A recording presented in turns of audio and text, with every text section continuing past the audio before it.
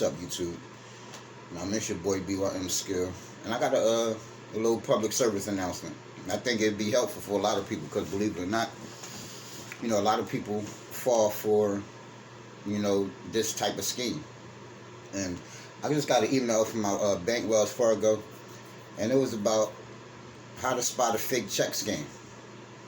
It say 3 signs to look for. And what they said was, in the midst of the pandemic and government stimulus payments, fake check scams are on the rise. The methods may vary, but the scammer's goal is to get your paper, to get you to deposit a counterfeit check into your bank account and then return a portion of the money to them right away. To help you avoid a scam, there's a few things you can look for. And then they give you a couple things what to look for, then go in depth on what to look for. So one of the things to look for is when a prospective buyer sends you a check for more than you asking for by mistake and wants the overage back. Which means they send you a check for more money than you asking for, and then they want you to send what's over on the check that, let's just say wasn't supposed to come to you. They want you to send that back. And then another one is you receive your first check for a new work from home job and the employer asks you to send them some money back right away for supplies. And the third one is if you receive a check for a sweepstakes winning that can only be claimed by sending money back to cover taxes. You know what I'm saying? So basically, they want you to send, whenever they want you to send something back with your information, they trying to get your information to continue to do dumb stuff. You know what I'm saying?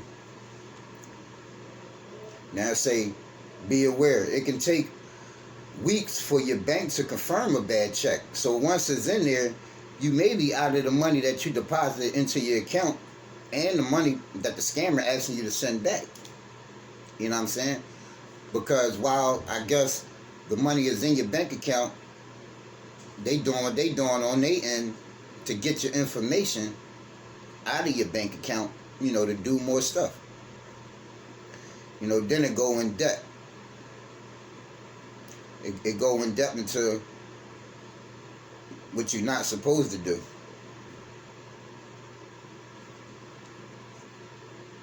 So it say, as the pandemic continues, customers' reports of fake check scams are on the rise.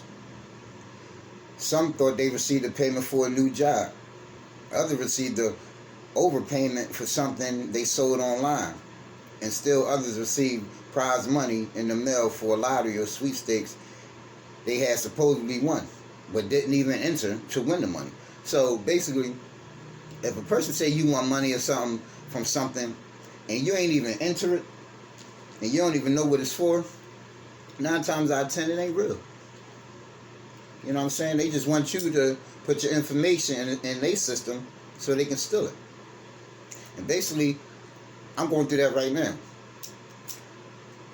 A couple companies charged my bank account for stuff that I didn't even order, and I had to put a freeze on my bank account so Wells Fargo can go into it and make sure that I didn't authorize that, to get my money back in a refund. And I'm going to get sent, and I'm waiting for my new bank card now. Oh yeah, one thing, excuse the video going in and out, back and forth, like the focus lighting, on my phone is going back and forth. So, I can't control that, but the information I'm giving is vital. And it says, regardless of the situation, the scammer's goal is always the same: to convince you to deposit a fraudulent check and then send money back. Here are some real examples of scams reported by customers. Now, they got 3 examples, and I'm going to say example 1 through 4 to let y'all know it's a different example. And I kind of like the way my camera go back and forth like this. It's like that Liberty Mutual insurance commercial where they black out the guy identity so you can't see him snitching, like he a government informant, an agent. So like I'm gonna rock with it. But example 1 of how to report a scam: or example one of people that got caught up in the scam. Example one says, I got an email asking if I would advertise a company by putting a sticker logo all over my car. They sent me a $3,500 check and said to keep a portion, and the extra money in the check was to pay the person who was going to wrap my car. Now, who does that? Now, I got a promotional sticker on my car from sticker.com, but they sent it in the mail, and I put it on myself. You know what I'm saying? And plus, I know other people who done it, so I know what I'm doing is legit. You know what I'm saying? And they didn't ask for no money back or none of that. You know what I'm saying? And definitely ain't getting $3,500 from them. You know, way less than that. But, you know, some different scams vary. And that's one example. You definitely don't do that if they say you got to pay somebody to wrap your stuff. You can go somewhere yourself and buy the material to wrap your car and take it to a professional wrap shop to get that done. So you know that's crazy. Example number two, the person said, I got a job to be a secret shopper and they sent me a check for $49.50. After I deposited the check, I was supposed to buy a gift card, scratch off the back of the card to reveal the PIN and text pictures of the card back to the company to prove that I had bought the card. That's just proving that you're doing everything they want you to do. You know what I'm saying? For real, for real. I was also supposed to buy a money order from a different bank and send them a picture. Now, why would you get a money order from a different bank instead of the bank that you already doing business with? You should know that's wrong already. Example number three. I was selling my car online and got a cashier's check from Wells Fargo for more than the asking price. The buyer said the extra money was to pay the person who was going to pick up the car. This didn't seem right. I know it didn't seem right. Who pays somebody to pick up a car? You coming to buy the car from me. I ain't got to pay you to come pick it up. If you want it, come get it. Or you ain't getting it. So I went to the bank to see if the check was real. Obviously it wasn't.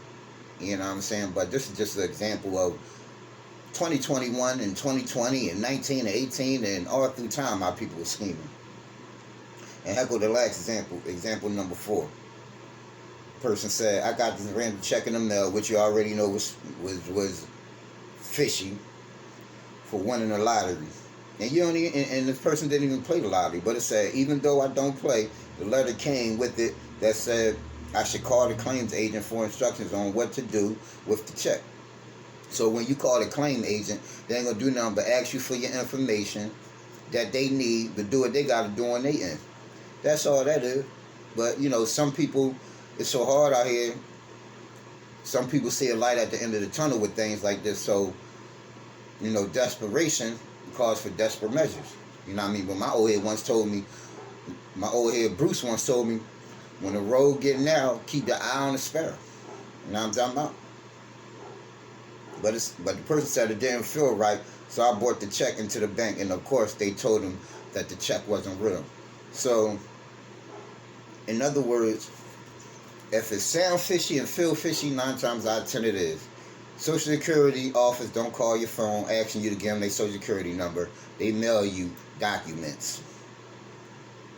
So, you know, that's just one example.